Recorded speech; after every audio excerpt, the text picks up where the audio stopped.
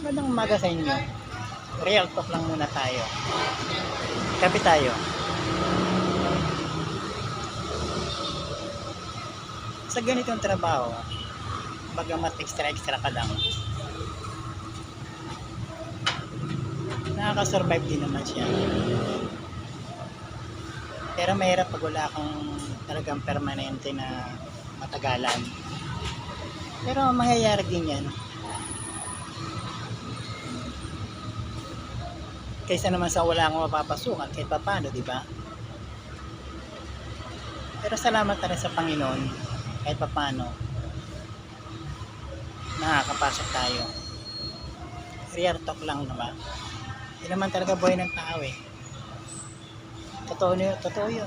Real talk lang. Sige po. Thank you.